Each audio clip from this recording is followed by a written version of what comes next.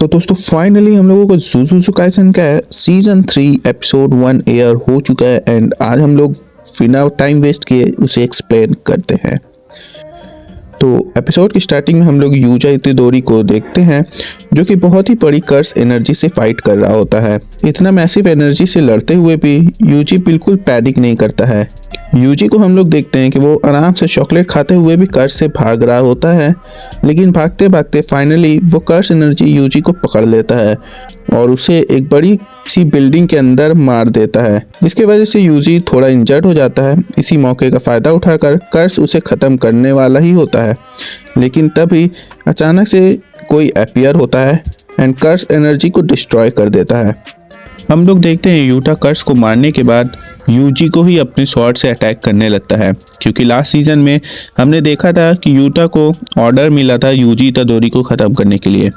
दूसरे सीन में हम लोगों को दिखाया जाता है जेनिन क्लैन की मीटिंग हो रही है, जहां पे डिसाइड होना था कि नेक्स्ट हेड कौन बनेगा, क्योंकि लास्ट सीजन में नाओबितो जेनिन की डेथ हो जाती है।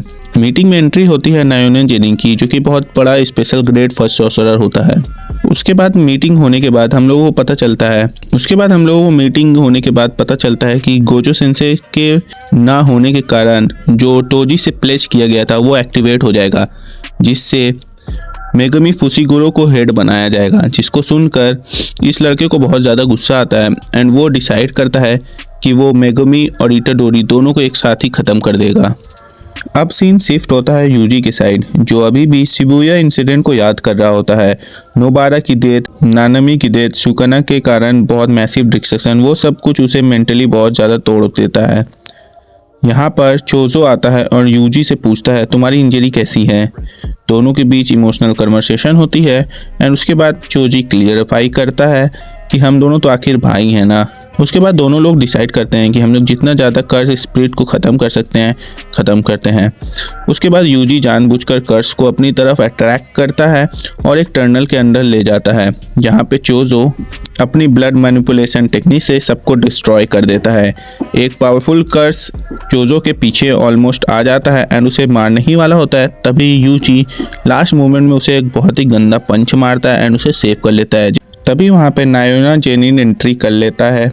वो बोलता है कि गोजो तो अब नहीं रहा, इसलिए यूजी के एक्सिक्यूशन ऑर्डर रिलीज़ हो चुके हैं। नायोना सीधा बोलता है कि मुझे मेगमी पे ज़्यादा इंटरेस्टेड है, लेकिन मैं यूजी को भी जिंदा नहीं छोड़ सकता, क्योंकि वो मेरे रास्ते में बाधा बनेगा। फाइट शुरू होती है एंड ये लड़का बहुत ही ज़्यादा स्पीड से चोजो को डोमिनेट कर देता है। यूजी और चोजो कोऑर्डिनेट करके फाइट करते हैं, लेकिन कुछ फ़ायदा नहीं होता। वो लड़का अभी भी इन लोगों से आगे होता है एंड थोड़ी ही देर बाद हम लोगों को एक खतरनाक सा कर्स एनर्जी को महसूस करते हुए दिखाया जाता है। यूजी सोचता है कि गोजो सेंसे का कर्स एनर्जी कैसे आ गया, क्या गोजो सेंसे वापस आ गए हैं? लेकिन नहीं, ये प्रेजेंट तो यूता का होता है। यूता लैंड करता है, स्वॉर्ड निकालता है और फाइट के लिए रेडी हो जाता है। नायोना यूता को मैनिपुलेट करने की कोशिश करता है और डील करता है कि तुम यूजी को मारो, मैं चोजो को संभाल लेता हूँ। हालांकि यूता तो यूजी को ही मारने आया ही होता है, इसलिए यूता इसमें कुछ बोलता भी नहीं है एंड सीधा यूजी को मारने चला जाता है। चोजो यूजी से बोलता है मैं किसी तरह इन लोगों को डिस्ट्रैक्ट करने की कोशिश करता हूँ एंड तुम यूटा से बचकर भाग जाओ, क्योंकि यूटा गोजो के लेवल का बंदा है। यूजी भागता है, लेकिन यूटा उसे चेस करने लगता है। दोनों की स्पीड देखकर दोनों ही शॉक होते हैं। फिर वही सीन आता है जो कि इस एपिसोड के स्टार्टिंग में हम लोगों को दिखाया जाता है, यूटा वर्सेस यूजी की फुल फाइट।